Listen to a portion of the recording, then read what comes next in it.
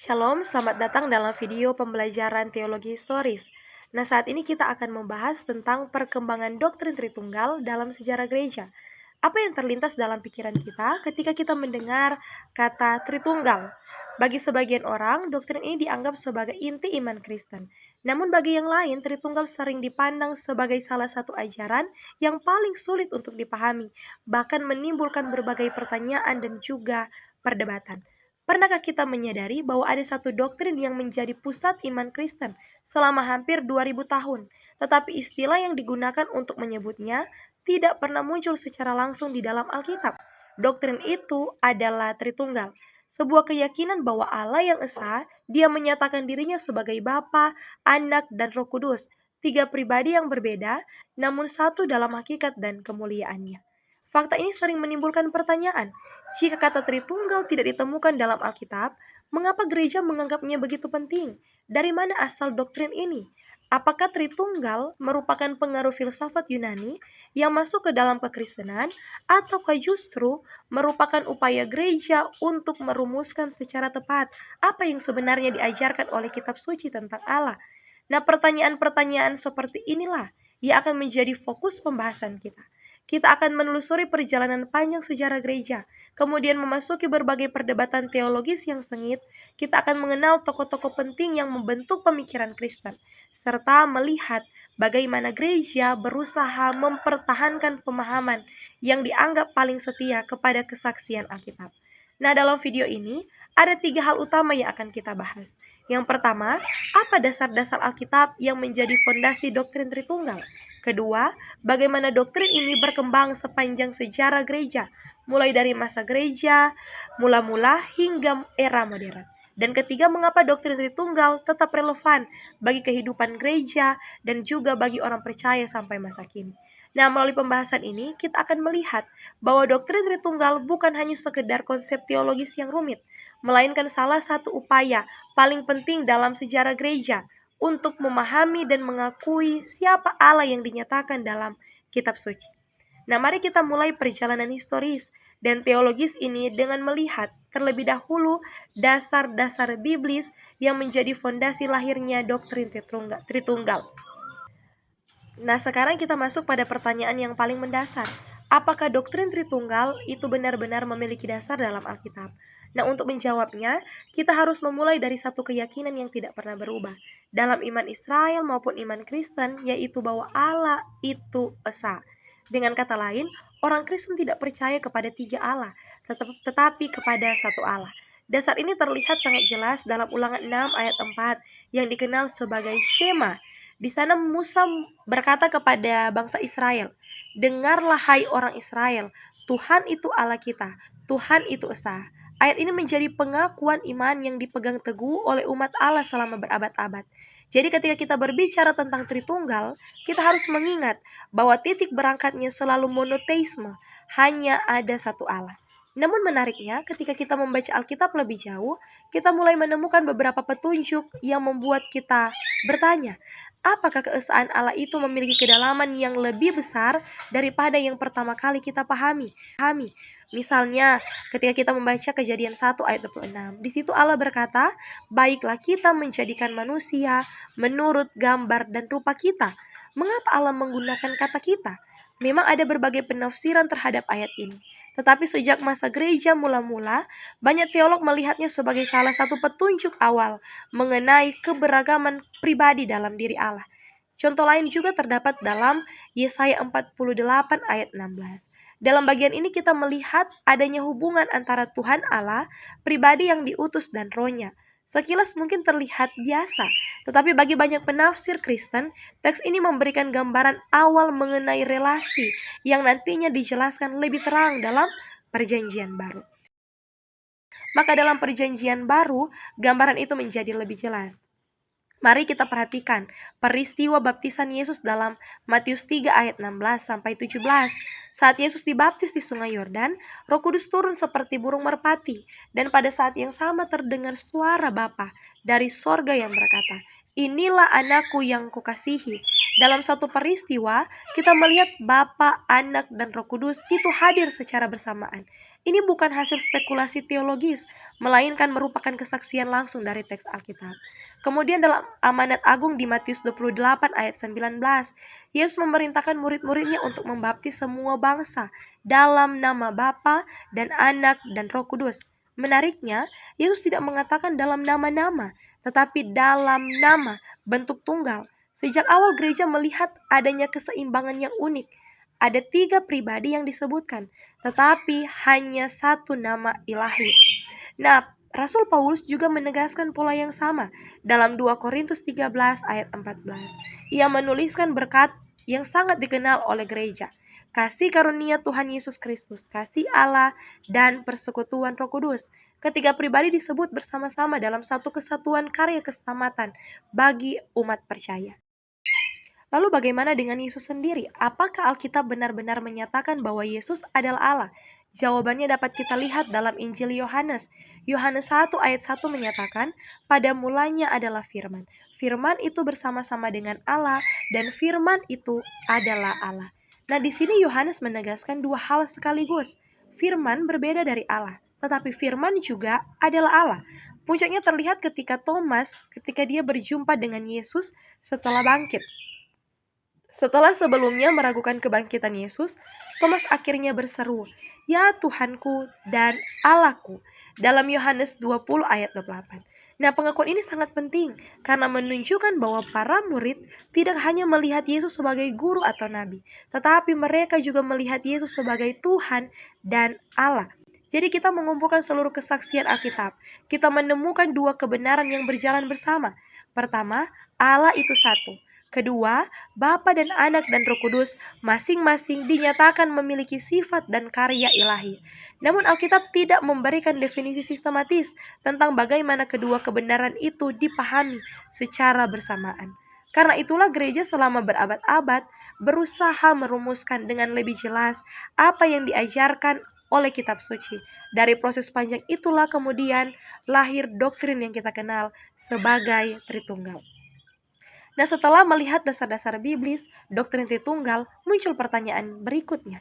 Jika Alkitab sudah memberikan kesaksian tentang Bapa, Anak, dan Roh Kudus, lalu mengapa gereja masih membutuhkan waktu berabad-abad untuk merumuskan doktrin Tritunggal? Nah, jawabannya begitu sederhana, tetapi juga tidak mudah. Gereja mula-mula sedang berhadapan dengan sebuah teka-teki teologis yang sangat besar. Di satu sisi, mereka mewarisi keyakinan Yahudi bahwa Allah itu esa. Di sisi yang lain, mereka mengalami dan menyaksikan bahwa benar Yesus memiliki kuasa, memiliki kehormatan, dan sifat-sifat yang hanya dimiliki oleh Allah. Selain itu, Roh Kudus juga bekerja, bukan sekedar sebagai kekuatan, melainkan sebagai pribadi yang bertindak dan berbicara. Pertanyaannya adalah, bagaimana semua ini dapat dipahami tanpa jatuh pada keyakinan bahwa ada lebih dari satu Allah? Pergumulan inilah yang mendorong para pemimpin gereja untuk mencari jawaban yang setia kepada kitab suci. Salah satu tokoh paling awal ialah Ignatius dari Antioquia. Menjelang kemartirannya sekitar tahun 107 Masehi, ia menulis bahwa berbagai surat kepada jemaat-jemaat. Ia menarik, Ignatius tidak berbicara tentang Kristus hanya sebagai guru atau nabi. Ia dengan berani menyebut Yesus sebagai Allah yang datang dalam daging. Baginya, ini bukan sekedar teori teologis, melainkan keyakinan yang layak untuk dipertahankan bahkan sampai mati. Memasuki abad kedua, muncul tokoh lain yang sangat berpengaruh, yaitu Justinus Martir. Berbeda dengan Ignatius, Justinus memiliki latar belakang sebagai filsuf. Setelah menjadi Kristen, ia berusaha menjelaskan iman Kristen kepada masyarakat Yunani, Romawi yang terbiasa berpikir secara filosofis. Untuk itu, ia menggunakan konsep logos atau firman. Menurut Justinus, logos adalah firman Allah yang hadir dan bekerja dalam dunia. Dan logos itu dinyatakan secara sempurna dalam diri Yesus Kristus. Nah, pendekatan ini sangat membantu banyak orang non-Yahudi untuk memahami iman Kristen. Namun pada saat yang sama, penggunaan konsep filsafat Yunani juga memunculkan pertanyaan-pertanyaan baru yang nantinya menjadi sumber perdebatan. Kemudian pada akhir abad kedua dan awal abad ketiga, muncullah Tertullianus dari Afrika Utara. Tokoh inilah yang pertama kali menggunakan istilah Trinitas, yang kemudian diterjemahkan menjadi Tritunggal. Nah, Tertullianus ini, dia merumuskan sebuah ungkapan yang sangat terkenal, yaitu satu substansi dalam tiga pribadi. Dengan rumusan ini, dia berusaha menjaga dua kebenaran sekaligus. Allah tetap satu, tetapi Bapa, Anak, dan Roh Kudus sungguh-sungguh berbeda sebagai pribadi. Rumusan ini nantinya menjadi salah satu fondasi penting bagi perkembangan doktrin Tritunggal. Dan setelah itu, kita bertemu dengan tokoh Origenes dari Alexandria, salah satu pemikir Kristen paling cemerlang pada zamannya. Origenes menegaskan bahwa Anak dan Roh Kudus memiliki keilahian. Namun, dalam penjelasannya, ia masih memberikan kesan bahwa Anak berada di bawah Bapa dalam urutan kekal. Nah, Meskipun bukan maksud Origenes untuk merendahkan Kristus, pemikir seperti ini kemudian dimanfaatkan oleh kelompok-kelompok tertentu untuk mempertanyakan apakah Yesus benar-benar setara dengan Bapa. Pada saat yang sama, gereja juga harus menghadapi berbagai ajaran yang dianggap menyimpang. Sebagian kelompok berusaha mempertahankan keesaan Allah dengan cara menghapus perbedaan antara Bapa, Anak, dan Roh Kudus.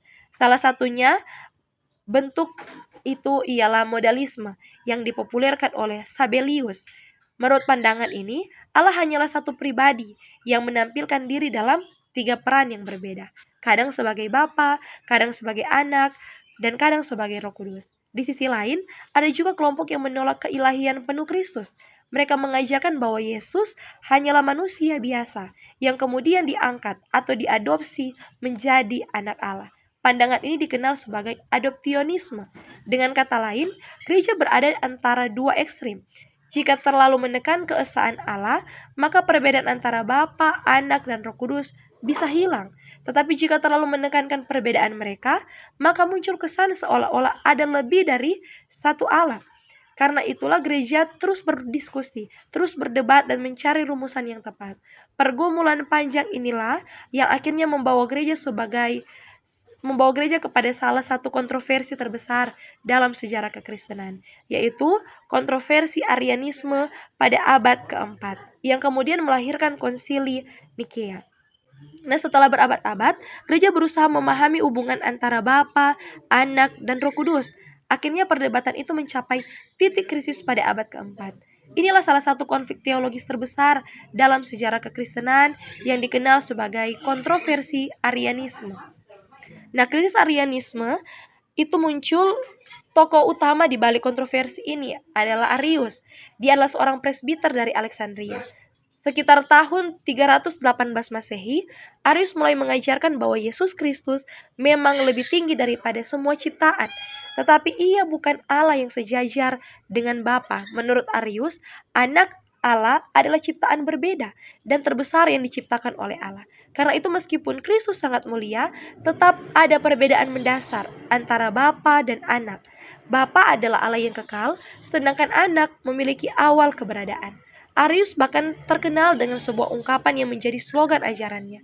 Ada suatu waktu ketika Anak belum ada. Nah, sekilas pandangan ini terdengar masuk akal. Arius ingin menjaga keyakinan bahwa Allah itu satu dan tidak ada yang setara dengannya. Banyak orang pada zamannya menganggap penjelasan ini lebih mudah dipahami secara logis. Namun ternyata tidak semua orang setuju.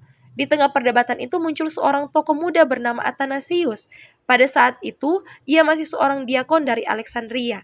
Tetapi ia melihat bahwa persoalan ini jauh lebih serius daripada sekedar perbedaan pendapat teologis.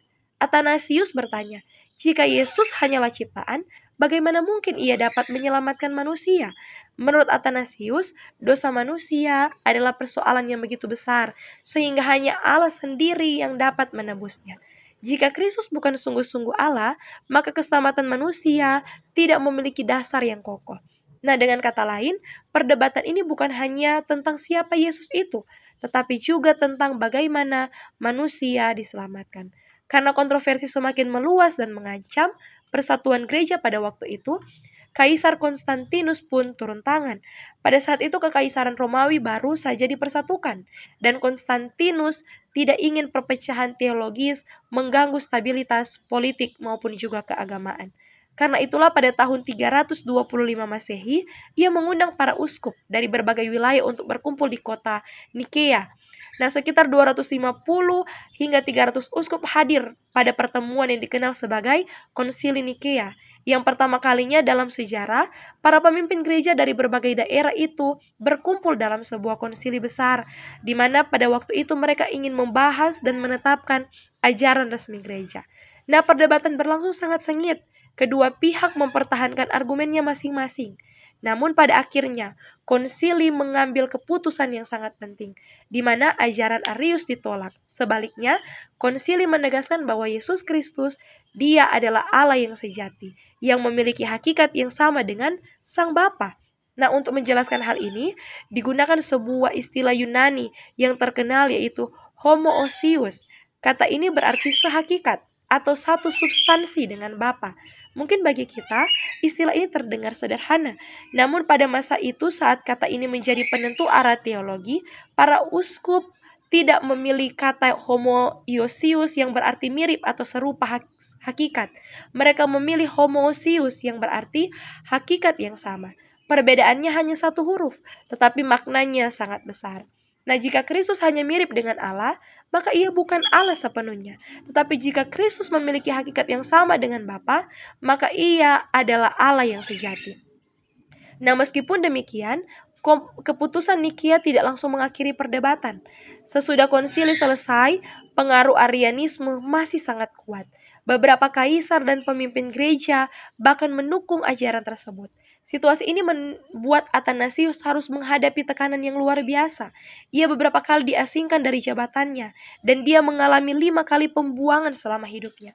Namun ia tetap mempertahankan keyakinannya bahwa Kristus adalah Allah sejati. Karena keteguhannya itu, sejarah kemudian mengenangnya dengan sebuah ungkapan yang terkenal, Athanasius contra mundum, artinya Athanasius melawan dunia. Ungkapan ini menggambarkan seorang tokoh yang tetap mempertahankan apa yang diyakininya benar, bahkan ketika hampir seluruh dunia tampak berdiri di pihak yang berlawanan.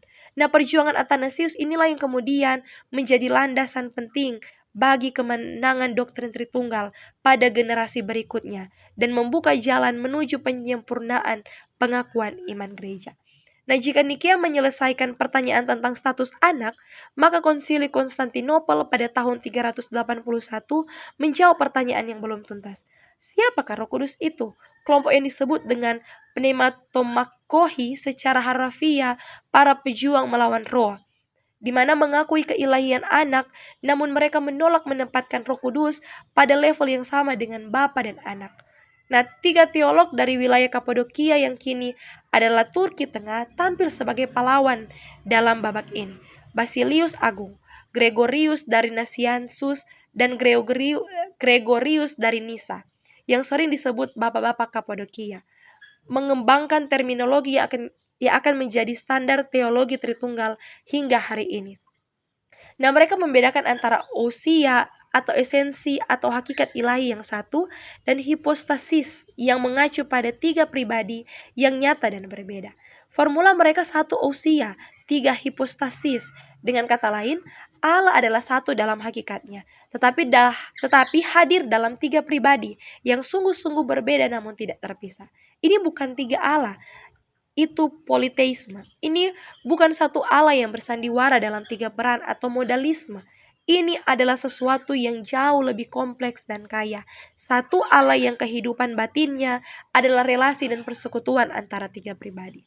Nah, Konsili Konstantinopel menegaskan keilahian Roh Kudus dan menyempurnakan pengakuan iman Nikea, yang kemudian dikenal sebagai pengakuan iman Nikea Konstantinopel, yang masih diucapkan oleh jutaan orang Kristen seluruh dunia hingga saat ini.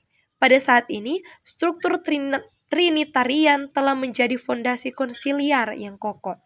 Nah, setelah perdebatan panjang mengenai keilahian Kristus pada abad keempat, gereja memasuki fase baru. Jika sebelumnya pertanyaan utamanya adalah apakah Yesus sungguh-sungguh Allah, maka kini pertanyaannya berkembang menjadi bagaimana hubungan antara Bapa, Anak, dan Roh Kudus dalam satu Allah yang esa. Di sini kita bertemu dengan salah satu teolog terbesar dalam sejarah gereja, yaitu Agustinus dari Hippo. Itu terjadi pada abad pertengahan. Agustinus memberikan pengaruh yang sangat besar terhadap perkembangan doktrin Tritunggal, khususnya di masa gereja barat. Dan selama lebih dari 20 tahun, ia menulis sebuah karya monumental berjudul The Trinite atau tentang Tritunggal. Karya ini bukan sekedar pembelaan terhadap doktrin Tritunggal, tetapi sebuah upaya mendalam untuk memahami misteri Allah sejauh yang dapat dijangkau oleh akal manusia. Namun Agustinus menyadari bahwa Allah tidak dapat sepenuhnya dipahami oleh pikiran manusia yang terbatas. Karena itu, ia mencoba menjelaskan Tritunggal secara sistematis atau logis semata. Sebaliknya, ia mencari gambaran-gambaran yang dapat membantu orang percaya mendekati misteri tersebut. Salah satu yang paling terkenal adalah apa yang disebut sebagai analogi psikologis. Agustinus mengamati bahwa manusia diciptakan menurut gambar dan rupa Allah. Karena itu, menurutnya jejak-jejak tertentu dari keberadaan Allah dapat ditemukan dalam diri manusia. Ia kemudian melihat bahwa dalam pikiran manusia terdapat 3 aspek yang berbeda, tetapi tidak terpisahkan, yaitu memori, pemahaman, dan kehendak. Kita dapat mengingat sesuatu, memahaminya, dan menghendakinya. Ketiga fungsi ini berbeda, tetapi semuanya merupakan bagian dari satu pikiran yang sama. Tentu saja Agustinus tidak mengatakan bahwa Tritunggal sama dengan pikiran manusia. Ia hanya menggunakan analogi ini sebagai alat bantu untuk menunjukkan bahwa keberagaman dan kesatuan dapat hadir secara bersamaan tanpa harus saling bertentangan. Nah, dengan kata lain, analogi ini bukan bukti tentang Tritunggal, melainkan jendela kecil yang membantu misteri atau membantu manusia memandang misteri Allah yang jauh lebih besar daripada dirinya. Namun pengaruh Agustinus tidak berhenti pada analogi-analogi tersebut. Dalam refleksinya mengenai Roh Kudus, Agustinus mengajarkan bahwa Roh Kudus berasal dari Bapa dan juga dari Anak. Dalam bahasa Latin, gagasan ini dikenal dengan istilah yang berarti dari anak. Awalnya pandangan ini merupakan bagian dari refleksi teologis di gereja barat. Namun seiring waktu kata filioque ditambahkan ke dalam pengakuan iman Nikea Konstantinopel yang digunakan oleh gereja barat. Nah, disinilah muncul masalah besar. Nah, gereja timur menolak penambahan tersebut. Mereka berpendapat bahwa rumusan asli konsili menyatakan bahwa Roh Kudus berasal dari Bapa dan tidak seorang pun berhak mengubah pengakuan iman yang telah disepakati oleh konsili ekumenis. Akibatnya, perdebatan tidak lagi hanya menyangkut doktrin Roh Kudus, tetapi juga menyangkut otoritas gereja dan cara memahami relasi di dalam Tritunggal. Nah, bagi gereja barat, filioque membantu menegaskan kesatuan antara Bapa dan Anak. Namun bagi gereja timur, penambahan itu dianggap mengganggu keseimbangan pemahaman Tritunggal yang telah diwariskan sejak gereja mula-mula. Nah, selama berabad-abad, perbedaan ini terus berkembang. Ketegangan antara timur dan barat semakin meningkat, hingga akhirnya mencapai puncaknya pada tahun 1054, dalam peristiwa yang dikenal sebagai skisma besar. Peristiwa ini menandai perpecahan resmi antara gereja barat yang kemudian dikenal sebagai gereja Katolik Roma dan gereja timur yang dikenal sebagai gereja Ortodoks Timur. Menariknya, meskipun kedua gereja tetap mengakui doktrin Tritunggal, mereka memiliki penekanan dan pendekatan teologis yang berbeda dalam menjelaskan relasi antara Bapa, Anak, dan Roh Kudus. Hal itu menunjukkan bahwa perkembangan doktrin Tritunggal tidak hanya membentuk pemahaman teologis gereja, tetapi juga ikut mempengaruhi arah sejarah kekristenan selama berabad-abad, dan pengaruhnya masih dapat kita rasakan hingga masa kini. Nah, ketika memasuki abad ke-16, kekristenan barat mengalami perubahan yang sangat besar melalui gerakan reformasi. Banyak ajaran dan praktik gereja pada masa itu dipertanyakan kembali. Otoritas paus dikritik, praktik indulgensi ditolak, dan perhatian umat diarahkan kembali kepada Allah sebagai sumber utama iman.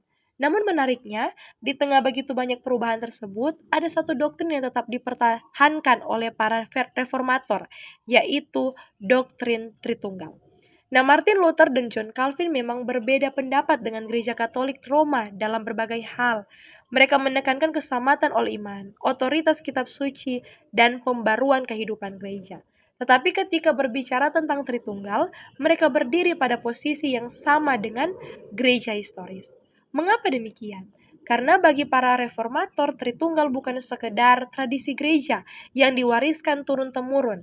Mereka meyakini bahwa doktrin ini lahir dari kesaksian Alkitab sendiri. Khususnya bagi John Calvin, dasar utama doktrin Tritunggal bukanlah keputusan konsili atau otoritas gereja, melainkan kitab suci dalam karya besarnya yang tertulis di Institutio Christiana Religionis. Calvin berusaha menunjukkan bahwa Alkitab secara konsisten menyaksikan keilahian Bapa, Anak, dan Roh Kudus, sekaligus menegaskan bahwa Allah tetap satu.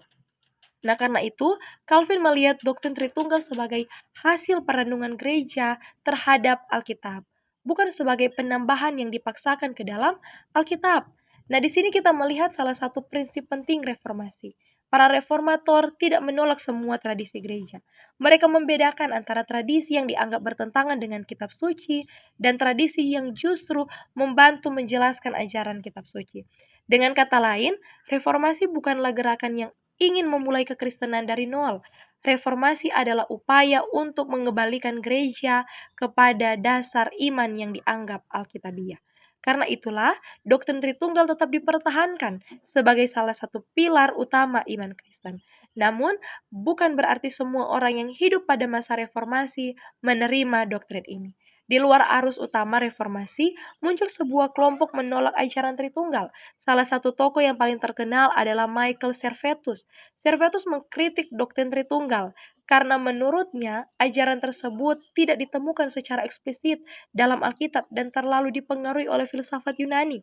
Ia berusaha menawarkan pemahaman yang berbeda mengenai Allah dan Kristus. Pandangan ini menimbulkan kontroversi besar.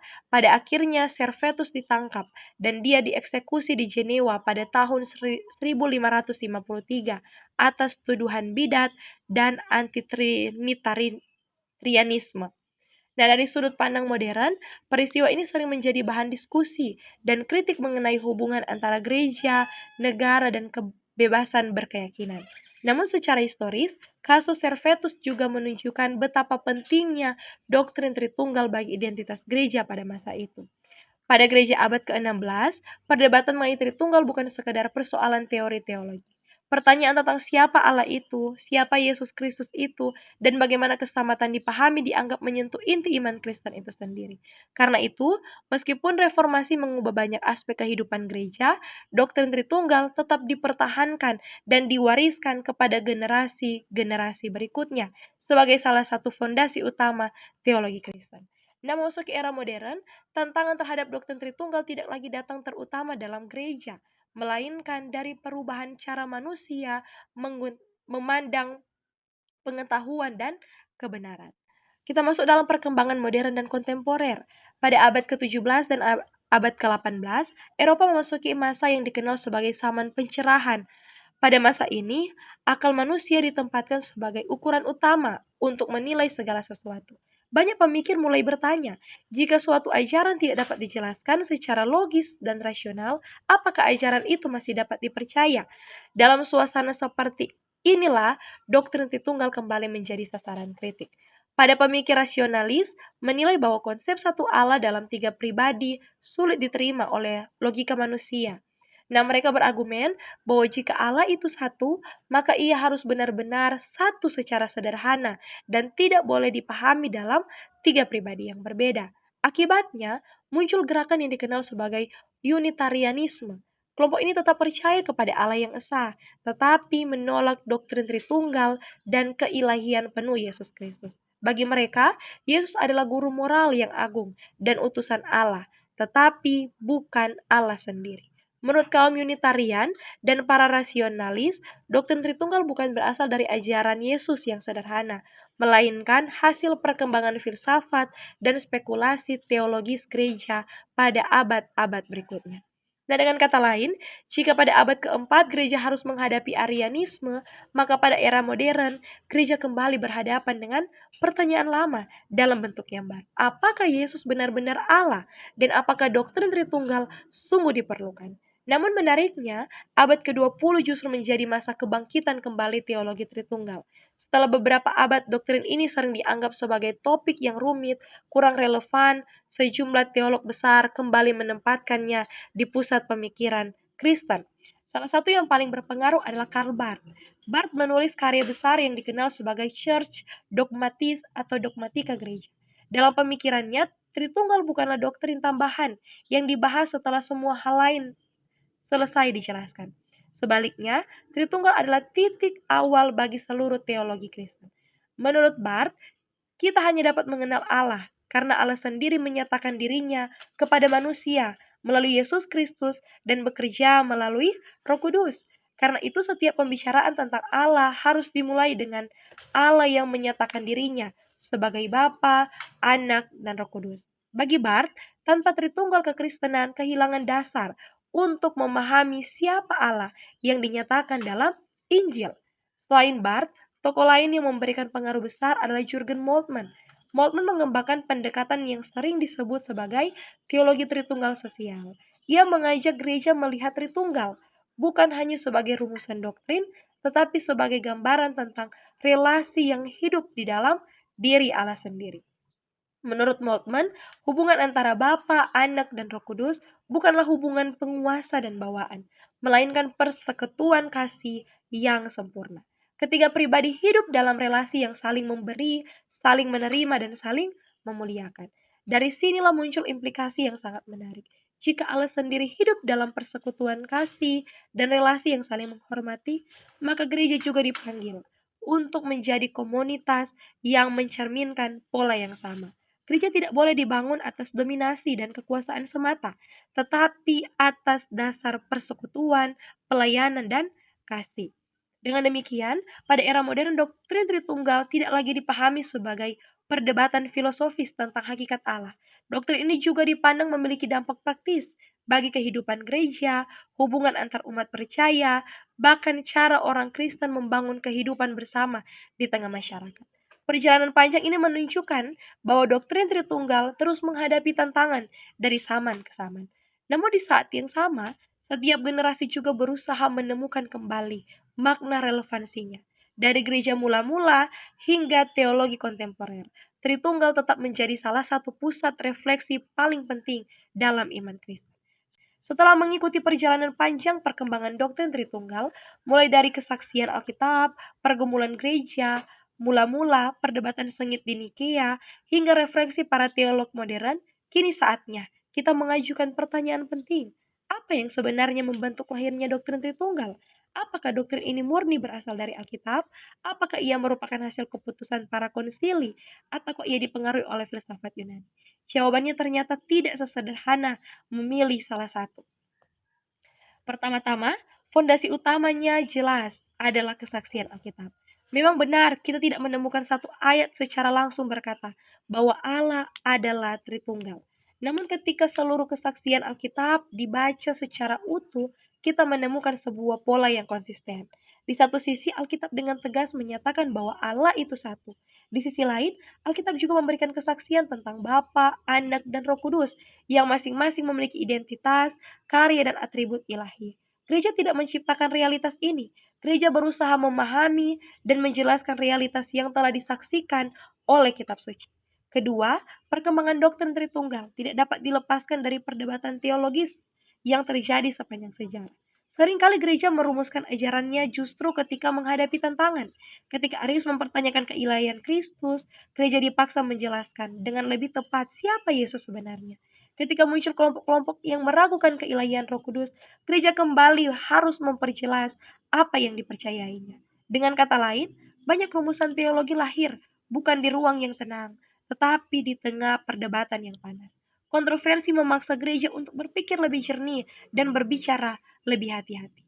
Ketiga konsili-konsili gereja memainkan peran yang sangat penting. Bayangkan, jika setiap wilayah gereja memiliki pemahaman yang berbeda tentang siapa Allah itu, karena itulah para uskup berkumpul dalam konsili-konsili besar seperti Nikea dan Konstantinopel untuk mencari kesepahaman bersama. Melalui proses diskusi, perdebatan, dan pengambilan keputusan, gereja akhirnya memiliki rumusan yang dapat diterima secara luas sebagai pengakuan iman bersama. Namun ada satu faktor yang sering menjadi bahan perdebatan hingga sekarang, yaitu pengaruh filsafat Yunani. Istilah-istilah seperti ousia atau hakikat, hipostasis atau pribadi memang tidak berasal dari Alkitab. Istilah-istilah tersebut berasal dari dunia filsafat Yunani yang digunakan oleh para teolog untuk menjelaskan iman Kristen. Sebagian orang melihat hal ini sebagai masalah, namun banyak sarjana berpendapat bahwa yang terjadi bukanlah pencampuran iman dengan filsafat, melainkan penggunaan bahasa yang tersedia pada zaman itu untuk menjelaskan kebenaran Alkitab secara tepat. Sederhananya, gereja tidak mengambil isi ajarannya dari filsafat Yunani, tetapi menjamin kosakata filsafat untuk menjelaskan apa yang diyakininya berdasarkan kitab suci. Lalu apa kekuatan terbesar dari doktrin Tritunggal? Kekuatannya terletak pada kemampuannya menjaga keseimbangan antara berbagai kesaksian Alkitab. Doktrin mempertahankan keyakinan bahwa Allah itu satu, tanpa mengabaikan keilahian Yesus Kristus dan Roh Kudus. Dengan demikian, doktrin Tritunggal juga menjaga inti Injil tentang keselamatan. Jika Kristus bukan sungguh-sungguh Allah, maka karya penebusannya menjadi problematis. Dan jika Roh Kudus bukan Allah, maka karyanya dalam kehidupan orang percaya juga kehilangan dasar teologisnya. Namun sebagai mahasiswa dan peneliti teologi, kita perlu bersikap kritis. Doktrin Tritunggal yang berkembang selama berabad-abad tidak boleh terima secara dangkal tanpa refleksi. Para akademisi mengingatkan adanya risiko ketika teologi terlalu jauh masuk ke dalam spekulasi metafisik yang sulit ditemukan dasarnya dalam teks Alkitab. Ada bahaya ketika rumusan-rumusan teologis yang awalnya dibuat untuk menjelaskan Alkitab justru menjadi lebih dominan daripada Alkitab itu sendiri. Karena itu, doktrin Tritunggal harus selalu diuji dan diperbarui melalui dialog yang terus-menerus dengan kitab suci. Rumusan-rumusan konsili sangat berharga, tapi tidak boleh diperlakukan seolah-olah lebih tinggi daripada kesaksian Alkitab. Pada akhirnya, kekuatan sejati doktrin Tritunggal bukan terletak pada kerumitan istilah-istilah teologisnya, melainkan kepada kemampuannya menolong gereja memahami Allah yang dinyatakan dalam kitab suci, Allah yang esa, yang dikenal sebagai Bapa, Anak, dan Roh Kudus. Dan selama gereja tetap kembali kepada kitab suci, sumber utamanya doktrin Tritunggal akan tetap menjadi ruang refleksi yang hidup, bukan sekedar warisan sejarah yang dihafalkan, tetapi kebenaran yang terus dipahami dan dihayati oleh setiap generasi. Setelah mempelajari sejarah panjang perkembangan doktrin Tritunggal, mungkin muncul sebuah pertanyaan yang sangat wajar. Apakah doktrin ini masih relevan bagi gereja masa kini, ataukah Tritunggal hanya menjadi topik teologi kuno yang menarik untuk dipelajari di ruang kelas, tetapi tidak memiliki dampak nyata dalam kehidupan sehari-hari? Nah, saat ini pertanyaan ini penting karena sebuah doktrin tidak seharusnya hanya dipahami secara intelektual. Doktrin juga harus mampu menjelaskan dan membentuk kehidupan iman gereja.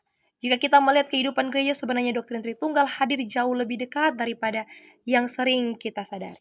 Misalnya dalam baptisan, ketika seseorang dibaptis dalam nama Bapa, Anak, dan Roh Kudus, gereja tidak sedang mengucapkan sebuah rumusan liturgis tanpa makna.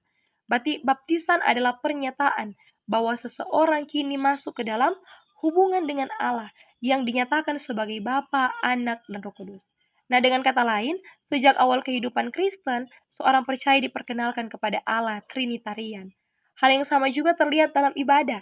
Doa-doa gereja sering ditujukan kepada Bapa melalui Anak dan dalam kuasa Roh Kudus. Banyak berkat penutup ibadah mengutip 2 Korintus 13 ayat 14 yang menyebut kasih karunia Kristus, kasih Allah, dan persekutuan Roh Kudus. Tanpa disadari, kehidupan gereja sebenarnya sangat dibentuk oleh pemahaman Tritunggal. Namun relevansi Tritunggal tidak berhenti pada liturgi. Pada abad ke-20, Jurgen Moltmann mengajak gereja melihat doktrin ini dari sudut yang lebih luas. Menurutnya, relasi antara Bapa, Anak, dan Roh Kudus menunjukkan sebuah persekutuan kasih yang sempurna. Tidak ada pribadi yang mendominasi yang lain. Tidak ada persaingan yang menjadi terbesar. Yang ada adalah relasi saling mengasihi, saling memberi diri, dan saling memuliakan. Jika demikian, maka gereja dipanggil untuk mencerminkan pola kehidupan Allah itu sendiri. Artinya gereja tidak boleh menjadi komunitas yang dibangun atas dasar perebutan kekuasaan, sikap eksklusif, atau keinginan untuk menguasai sesama. Namun sebaliknya, gereja dipanggil menjadi komunitas yang ditandai oleh pelayanan kerendahan hati, kerjasama, dan kasih. Disinilah doktrin Tritunggal menjadi sangat praktis. Tritunggal mengingatkan bahwa relasi yang sehat tidak dibangun melalui dominasi, tetapi melalui kasih dan pengorbanan diri. Semakin dekat gereja kepada pola kehidupan Allah, semakin ia dipanggil untuk menjadi komunitas yang menghargai setiap orang sebagai sesama ciptaan. Bahkan lebih jauh lagi, doktrin Tritunggal memiliki relevansi bagi dunia yang kita hadapi saat ini. Kita hidup dalam masyarakat yang sering terpecah oleh perbedaan suku, budaya, golongan, pandangan politik, bahkan perbedaan di dalam gereja sendiri. Tidak jarang perbedaan dianggap sebagai ancaman yang harus dihilangkan. Namun doktrin Tritunggal menawarkan perspektif yang berbeda. Dalam Allah sendiri kita melihat adanya kesatuan dan keberagaman yang berjalan bersama. Bapa bukan anak, anak bukan Roh Kudus bukan Bapa. Ketiganya berbeda, tetapi hidup dalam kesatuan yang sempurna. Ini memberikan sebuah pelajaran yang sangat penting. Perbedaan tidak harus menghasilkan perpecahan. Justru dalam Tritunggal, kita melihat bahwa keberagaman dapat hidup berdampingan dengan kesatuan. Kesatuan bukan seperti semua harus sama, dan perbedaan tidak harus berakhir pada konflik. Karena itu, gereja sungguh-sungguh memahami doktrin Tritunggal seharusnya tidak takut terhadap keberagaman. Gereja dipanggil untuk membangun persekutuan yang mampu merangkul perbedaan tanpa kehilangan kesatuan di dalam Kristus. Dengan demikian, Tritunggal bukan sekedar doktrin kuno yang tersimpan dalam buku-buku teologi. Tritunggal adalah pengakuan iman yang terus berbicara kepada gereja masa kini. Ia membentuk cara kita beribadah, cara kita memahami komunitas, dan cara kita hidup bersama di tengah dunia yang semakin kompleks. Dan mungkin di sini relevansi terdalam doktrin Tritunggal bukan hanya menjawab pertanyaan tentang siapa Allah itu, tetapi juga menolong kita memahami seperti apa kehidupan yang Allah kehendaki bagi umat. Nah, rekan-rekan, sampailah kita pada akhir pembahasan ini. Jika kita melihat kembali perjalanan yang telah kita telusuri, kita menemukan sebuah kisah yang luar biasa. Kita telah berangkat dari kesaksian perjanjian lama dan perjanjian baru. Kita menyaksikan pergumulan gereja mula-mula dalam memahami identitas Yesus Kristus dan Roh Kudus, mengikuti perdebatan sengit yang mengguncang gereja pada masa Arius dan Athanasius. Kita melihat lahirnya Konsili Nikea dan Konstantinopel. Kita mengenal pemikiran Agustinus, perdebatan Filoque, pengaruh reformasi, hingga berbagai upaya pembaruan teologi Tritunggal pada era modern. Dari seluruh perjalanan itu, satu kesimpulan penting muncul dengan jelas. Doktrin Tritunggal tidak lahir dalam semalam. Doktrin ini bukan hasil spekulasi sesaat, bukan pula gagasan yang tiba-tiba muncul dari seorang tokoh tertentu. Namun sebaliknya, Tritunggal merupakan hasil pergumulan panjang gereja untuk memahami dan merumuskan secara setia apa yang disaksikan oleh kitab suci tentang Allah. Ketika gereja berbicara tentang Bapa, Anak, dan Roh Kudus, gereja sebenarnya sedang berusaha menjawab pertanyaan yang sangat mendasar. Siapakah Allah yang dinyatakan dalam Yesus Kristus? Bagaimana Allah bekerja dalam keselamatan manusia? Dan bagaimana orang percaya mengalami kehadiran Allah melalui Roh Kudus? Dalam konteks itulah Konsili Nikea tahun 325 dan Konsili Konstantinopel tahun 381 memiliki arti yang sangat besar. Kedua konsili ini bukan sekedar pertemuan para pemimpin gereja untuk menyelesaikan perbedaan pendapat. Di sana gereja berusaha menjaga inti iman Kristen agar tetap setia kepada kesaksian Alkitab. Karena itu, istilah-istilah seperti homoousios, ousia, dan hipostasis tidak boleh dipahami hanya sebagai istilah filsafat yang rumit. Bagi gereja pada masa itu, istilah-istilah tersebut berfungsi sebagai alat untuk melindungi kebenaran Injil dari berbagai penafsiran yang dianggap menyimpang. Namun pada akhirnya, kekuatan doktrin Tritunggal tidak terletak pada istilah-istilah teknis tersebut. Kekuatan doktrin ini terletak pada kemampuannya menjelaskan bahwa Allah yang menyelamatkan manusia adalah Allah yang sama, yang menciptakan dunia, hadir dalam Yesus Kristus, dan terus bekerja melalui Roh Kudus. Dengan kata lain, keselamatan adalah karya Allah sendiri dari awal hingga akhir. Oleh karena itu, melalui pembahasan ini, kita juga belajar bahwa teologi tidak pernah berkembang di ruang kosong. Doktrin Tritunggal lahir dari perumpamaan yang terus-menerus antara kitab suci, tradisi gereja, dan refleksi teologis. Kitab suci memberikan kesaksian yang menjadi dasar iman. Tradisi gereja menunjukkan bagaimana kesaksian itu dipahami dan diwariskan dari generasi ke generasi. Sementara refleksi teologis membantu gereja menjawab pertanyaan-pertanyaan baru yang muncul dalam setiap zaman. Ketiganya bukanlah lawan yang saling mendiadakan, melainkan unsur-unsur yang saling melengkapi dalam perjalanan iman gereja. Karena itu, ketika kita berbicara tentang Tritunggal, kita tidak sedang membahas sebuah teori abstrak yang jauh dari kehidupan. Kita sedang berbicara tentang cara gereja memahami Allah yang disembahnya, Allah yang diwartakannya, dan Allah yang dialaminya dalam kehidupan sehari-hari. Maka meskipun telah melewati hampir 2000 tahun sejarah, doktrin Tritunggal tetap menjadi salah satu pusat iman Kristen. bukan karena gereja mempertahankannya secara membabi buta, melainkan karena melalui doktrin inilah gereja terus berusaha menjawab pertanyaan yang paling mendasar dan paling penting. Siapakah Allah yang dinyatakan dalam kitab suci dan dikenal melalui Yesus Kristus? Terima kasih telah mengikuti pembahasan ini. Kiranya perjalanan sejarah doktrin Tritunggal tidak hanya menambah pengetahuan kita, tetapi juga memperdalam pemahaman dan penghayatan kita akan Allah yang dikenal sebagai Bapa, Anak, dan Roh Kudus. Sekian untuk penjelasan materi ini. Tuhan Yesus memberkati kita semua. Shalom. Audio Jungle.